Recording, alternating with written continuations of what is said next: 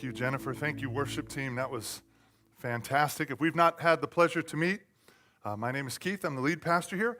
So glad you're with us. If you weren't here at the very beginning and you walked in and you're sensing fumes, it's not you. We apologize. We are having our roof redone, and I didn't know that came with a smell. So we figured that out this morning when we walked in and went, oh, boy. So if at any time during this sermon you get up and say this stinks and walk out, I'm not going to take it personally, right? Even if you're referring to the sermon, I am just going to go, it's the fumes, right, and blame it on that. So we'll know which you were referring to, whether you're here next week afterward. But we are in the fourth week of a series that will cover a total of 7 weeks called Miracles. And we're starting the year looking at the 7 miracles that John records in great detail. The purpose of John's gospel is that he says at the end is that people would come to know Jesus, and in coming to know him, they would have eternal life. And despite Jesus doing a lot of miracles, John specifically highlights 7 to help both the believers the people in his day and people for all generations to be able to come to the saving knowledge of Jesus. Now, if you don't remember these 7 miracles, here's what we would like for you to remember at the end of 7 weeks. If you don't remember anything else, jokes, whatever, fumes, if it just, erases your brain, just remember this. God does miracles today. He didn't stop when they canonized Scripture. God does miracles today by the power of the Holy Spirit. And he does them to bless people and to advance his kingdom. Both. We are the blessed recipients of his miracles, but there's a secondary, I would even say primary purpose, that he would be made known in the earth by the power that he exhibits. We're going to be looking at the 4th miracle that Jesus records. That John records. It's found in John chapter 6. We'll read verses 1 through 15 and talk about it. John chapter 6, starting in verse 1. After this, Jesus went away to the other side of the Sea of Galilee, which is the Sea of Tiberias. And a large crowd was following him because they saw the signs that he was doing on the sick. Jesus went up to the mountain, and there he sat down with his disciples. Now the Passover, the feast of the Jews, was at hand. Lifting up his eyes then, and seeing that a large crowd was coming toward him, Jesus said to Philip, "Where are we to buy bread so that these people may eat?" He said this to test him, for he himself knew what he would do. Philip answered him, 200 denarii worth of bread would not be enough for each of them to even get a little.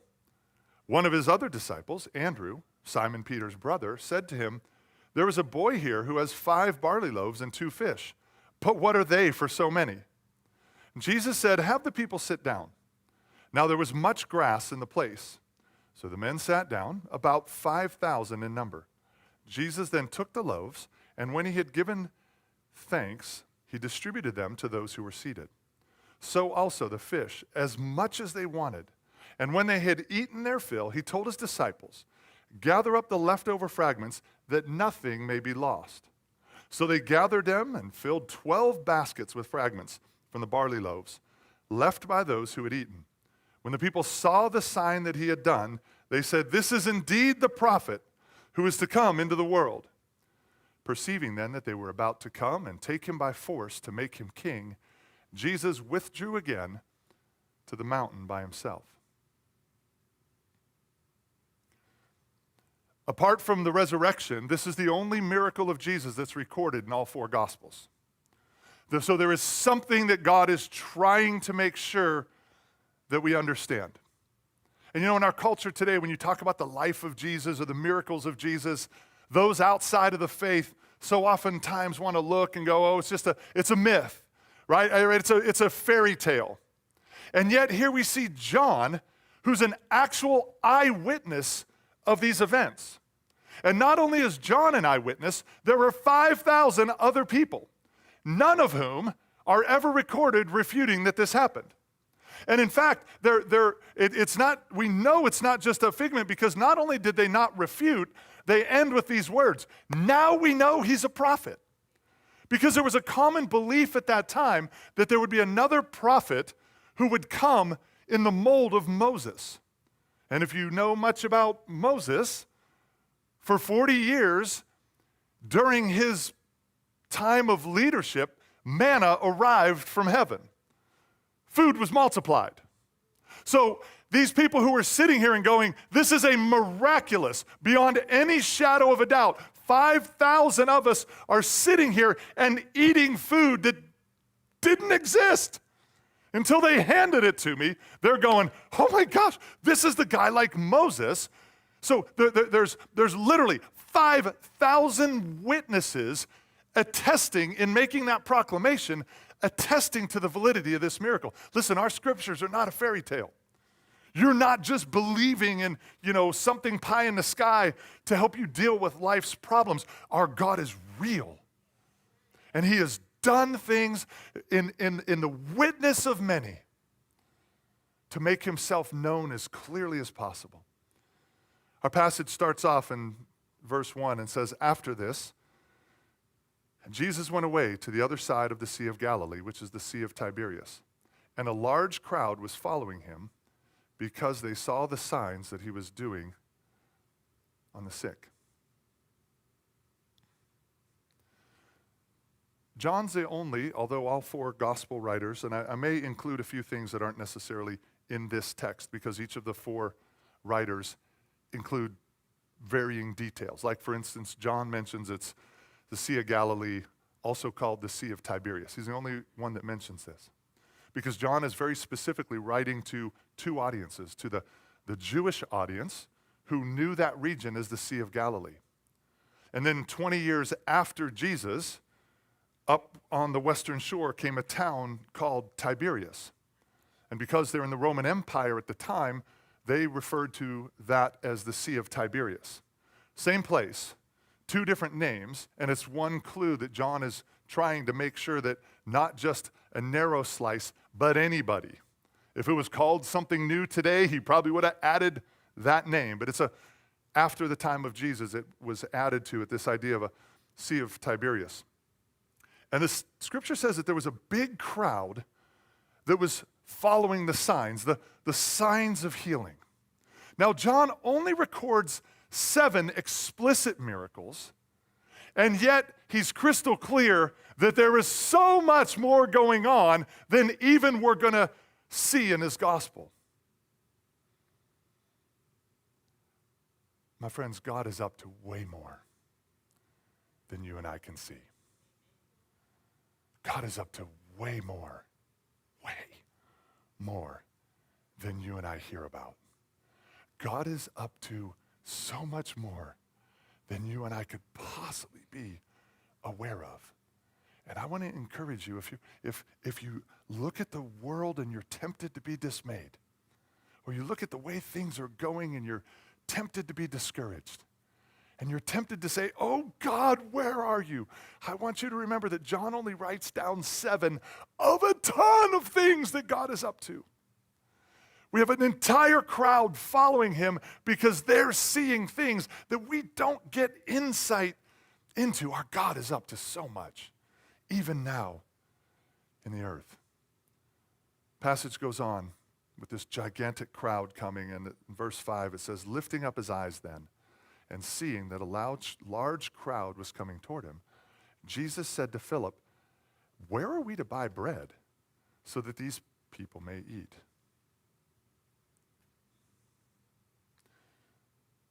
The passage says that Jesus was looking at the crowd. Mark records, rather than saying the words, was looking at the crowd, Mark's account says Jesus saw and had compassion upon the crowd. And then he says something to Philip that Philip wasn't even on Philip's radar, and nor is it something that even the crowd is aware of. Jesus, in his compassion, starts to see a problem developing before anyone else is aware of a problem developing. If they were aware that they were going to find themselves on a hillside with no food, some of them probably would have stopped and grabbed a snack. Right? They'd run through the drive-thru on their way to the meeting. But they didn't. And Jesus, as brilliant and compassionate as he is always aware of our problem before we are. Always. Come on, before you knew him, he knew you were a mess. Before you decided to put your faith in him, he was trying to get your attention because he was acutely aware of your condition. In fact, many of us thought we were doing great.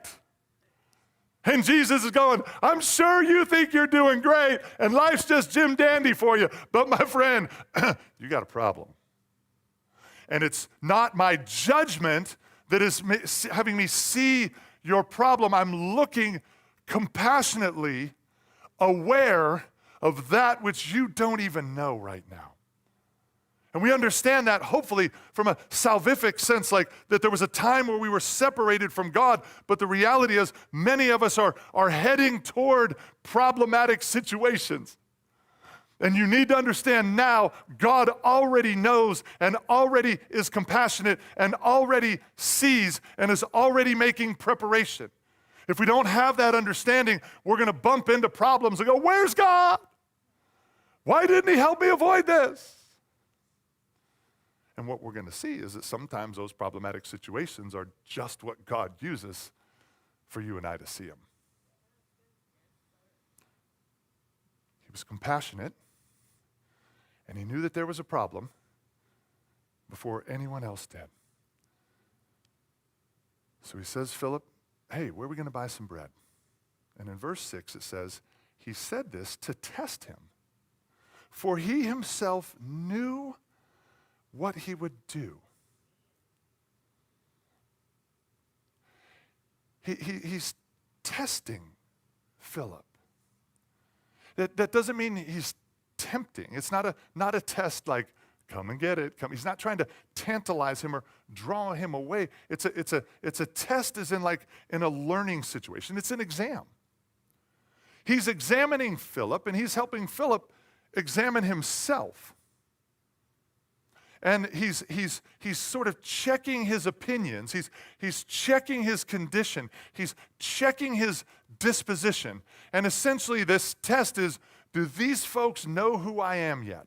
Do the ones who have been walking with me, seeing the miracles, do they know who I am yet? Do they need to see some other things about me that are going to be important for them to be able to carry this mission forward to change all of human history? That's the test. And the text says that Jesus already knew both the problem and what he was going to do before he even presented the problem to Philip. Now we know, because we read the text, we know what he's going to do. A big, fat, honkin' miracle.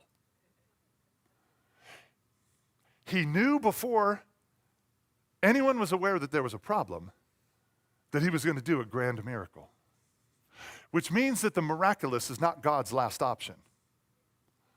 Miracles are always a very real possibility and a real option. God doesn't break out miracles when he's like, oh man, now what are we going to do? My gosh, I'm out of natural means. I wish I had seen this coming. Like, he saw it coming before anyone knew. And in that, he makes a decision proactively that this is going to be awesome. I'm going to do a miracle. Now, God can do the miraculous. It's not just let's not ask him for miracles when we're all out of options. When you've exhausted your intellectual capacity, when you've exhausted your finance, when you've exhausted your patience, that's not the time to ask for miracles. Ask him anytime, because it's always an option. It doesn't mean it's always the option he chooses, but it's not just in case of emergency, break the glass and maybe there's a miracle there. God can do provision miraculously, as we see here, and he can do provision through natural means. But there's no reason to not ask, because he clearly had pre-decided he was going to do something awesome. Verse 7, Philip answered him, 200 denarii worth of bread would not be enough for them, for each of them to even get a little. It's interesting because Jesus says, where are we going to get bread? And Philip says, we don't have enough money. Like, he's asked a question, but Philip doesn't answer the question. He instead gives the reason for why he's not even going to try. Where are we going to get bread? Like, with what? No. That's not what I'm asking you. He's giving him the reason for why he won't even try to do what it is that Jesus is asking of him. How often do we answer God's questions to us, his prompts to us? How often do we answer them with the reasons why we can't do it? Why we won't do it? Why what he's asking of us is unreasonable? Part of what God is testing in Philip and part of what God tests in us when he asks us things or he invites our participation in things is he's asking us and testing us about the limitations that either we put on ourselves or limitations that we put on him. He goes right out to the edge of our faith and says, hey, I got an idea. Why don't you do this? And he finds out very quickly, but guess what he knows? We find out just how non-great our faith is. The only appropriate answer when Jesus asks you to do something is yes, sir. It's not to give him a reason for why, but it's okay that we do because he tests us to show us and to help us move beyond either our understanding of what is possible or our understanding of what he can do and how he desires to move. He pushes things out a little bit further. In verse 8, one of his disciples, Andrew, Simon Peter's brother, said to him, hey, there's a boy here who has 5 barley loaves and 2 fish. But what are they for so many? 5,000 people. Matthew explicitly says men, not counting women and children. So minimum 5,000, up to possibly 15,000. All right, we have an Amway Center full of people. And we've got 5 loaves. Now, those got to be big loaves, right? I'm not a math major, but if you have 5 of those and at least 5,000 people, like, I don't know how big a loaf has to be to, in the natural, feed 1,000 people per loaf, but pretty big. And 2 fish. One of the other gospel writers explicitly says small fish, but they're not whales, okay? And Andrew says, here's what we have. And then he asks this incredible question. But what are they for so many? It's a great question. What are they for so many? Well, they're not enough for so many, right? I mean, can we agree with that? They're not enough. But what are they? They're seeds for a miracle. Tiny, small seeds for a miracle. They're not enough for the need, but they're enough for the seed. Come on now. Look at what generosity can do. Depending on the size of those loaves and the 2 fish, it was either a boy's sack lunch, or if he was there with like his mom and dad, it was probably their picnic dinner. At most, there's enough there for the family, right? There's not nearly enough for everybody else. But my friends, not nearly enough given to God becomes more than enough. And we don't know that necessarily if the boy understood the situation. We don't know if he fully and he didn't. There's no indication that he knew like, oh wow, I'm going to be a part of a miracle. So look at his attitude. He's not giving the food to be blessed. Hey, I'm going to give a little to God and somehow I'm going to get blessed. That's not what he's doing. He was the only recorded person with enough foresight to prepare for himself. And he could have very easily looked around at the other 499 fools, 4,900 whatever, 4,999 fools, and said, yeah, I don't think so. But out of generosity, he doesn't have enough, not even close to enough for everybody. Like, at most, only one person's going to eat off what he has. It would seem to make sense that that'd be, him. And he still, out of an attitude of generosity, gives it away, not to be blessed, but with a full understanding that now he's going to be doing without. God, isn't that amazing? Generosity is incredible because it's never about the amount, ever. In fact, Jesus commands, he was sitting in Luke, he's sitting up by where the offering's being received, and people are walking up with their stacks of money and jingling and like putting on a show with the amount. And then there's some lady that walks up and puts in the equivalent of 2 cents. And Jesus is blown away, turns to his disciples and goes, did you see that? And they're like, what, that rich guy? No. The lady, you missed, like, did you see that? She gave more than anyone else. But she gave less than anyone else. But he said, no, she gave everything she had. Because generosity is never about the amount. It's the heart attitude of giving to God. So this boy gives his food away with a full understanding that he's no longer going to get to enjoy it. And then God takes this act of generosity and does so much more than what the natural means was able to provide. Generosity always produces more than what is given in the first place. Look what God has done with generosity all around us. We're here on our 17th anniversary. Hundreds of people will not spend eternity in hell. How do you quantify that? What does that cost?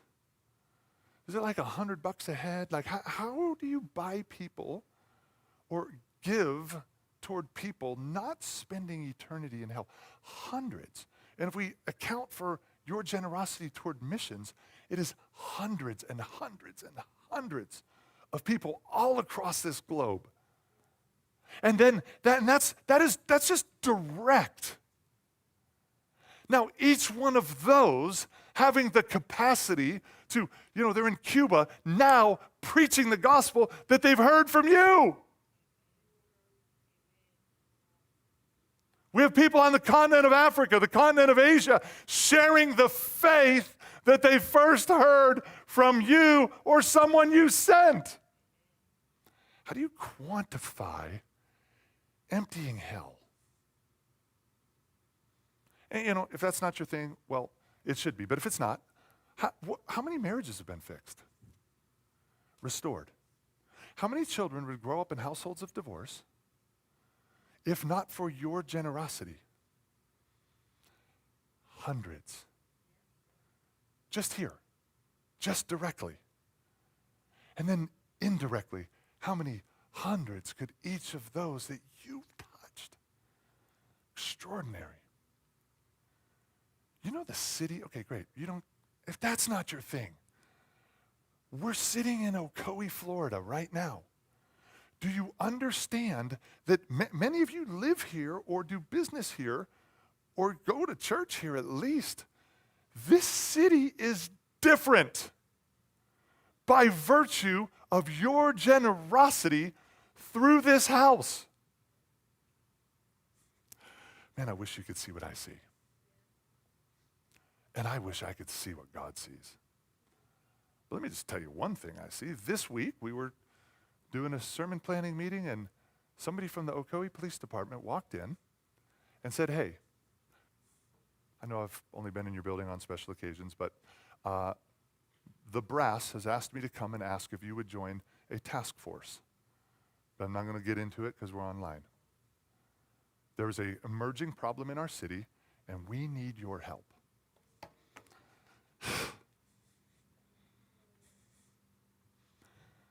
The police department came to some good old Christian folk and said, we need your help to truly address this emerging situation.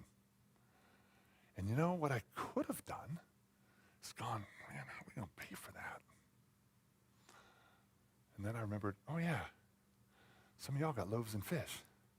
Oh yeah, a little bit of seed put in God's hand, a little bit of faith, the seed of a mustard seed, a little bit of faith placed in God's hands can produce something that you and I never could if we held on to the seed. Your generosity is changing this city. All right, maybe you're not into that. Then why are you here? Like, if none of those matter, sweet baby Jesus.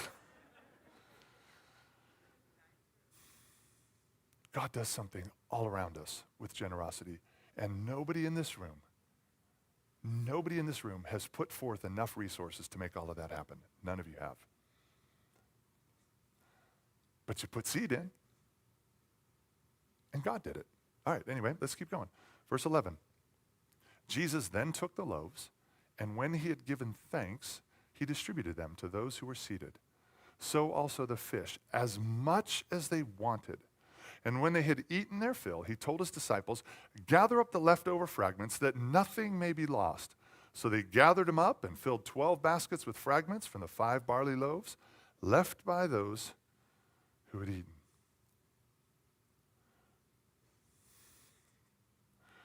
Go back to the first part of that, Seth, where I was sharing.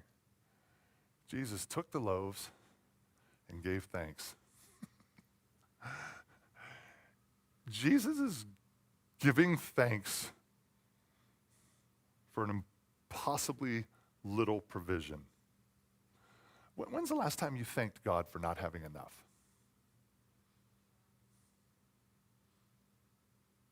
I mean, I thank God when he shows up and gives me enough. But Jesus doesn't have enough, and he's choosing to thank God. Have you ever thanked God for not having enough? Have you ever thanked God for being in the position where only a miracle would solve the problem? Have you ever thanked God for things looking impossible? If you haven't, it's okay, but you're missing out.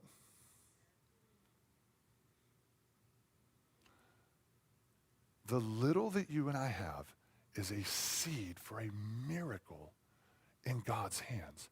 And if I can see God along with my measly portion that isn't enough, then I can see a miracle. Say that again. We tend to see our measly not enough and cry out for a miracle. But if I can see God and my measly portion, then I just need to watch a miracle. Gratitude in the midst of our impossible situations is the starting point for our breakthrough. And thank you, in my humble opinion, thank you is one of the greatest expressions of faith. Thanking God before you have what it is that you're thanking him for.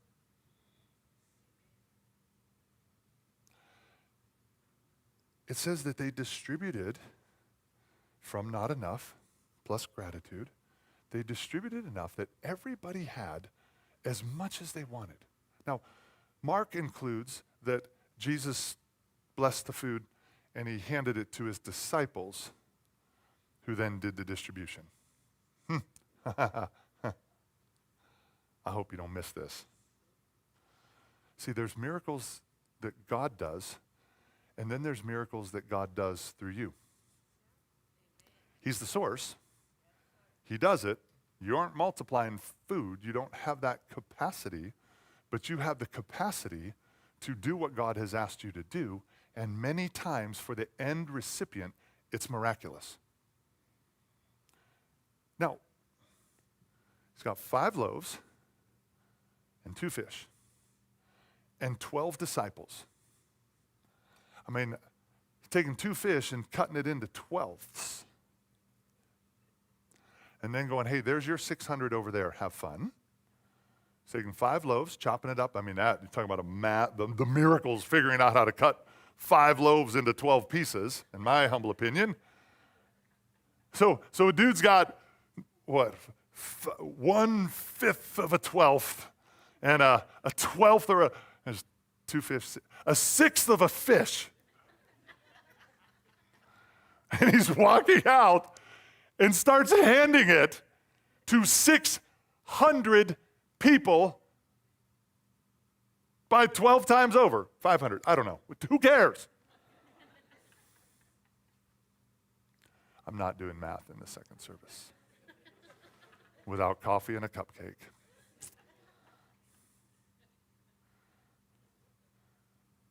They're participants in the miracle. After just a couple seconds ago telling Jesus why he couldn't even do a miracle. If you've ever told God, yeah, I don't think you can do that, it's okay. It's okay. He'll give you another chance to believe him. And if you told him, no, you can't do that, it's okay. He'll give you another chance. At some point, say yes. And they get to participate in this miracle. And then it says that when they were done, there's 12 baskets of scraps left over. Now, each of the gospel writers uses the exact same word here for 12 baskets. It's not like a basket. The actual word in a better translation would be luggage. Luggage. Because there's a little note in here where it said it was the time of the Passover. So one of the reasons there's so many people in that region is not just because Jesus is doing miracles, but because they're traveling from the northern regions to Jerusalem for their Passover. And they're bringing their willy bags to the airport. And they stop. And there was so much left over, what they would carry, because it'd be a multiple day process, they would bring all their food and all their provision. They would bring everything they needed to eat on the journey for them and their family, and to have in Jerusalem and to make it back. And they're taking that out to make room for all the stuff Jesus did. So 12 disciples have 2/12 of a fish that they're passing out, and then Jesus says, go pick up what's left, and now they have to roll around a big giant suitcase to get it all. So they both participated in the miracle, and just in case, because he tested them before to see their understanding of who he is as their provider, he involves them in the process of picking up all the abundance that's still left. Why? Because these guys are going to have to know that they know that they know that they know that God is their source no matter what. And the reason all 4 gospel writers wrote it down is because, my friends, you and I need to know that we know that we know that we know that God is the source of all that we need.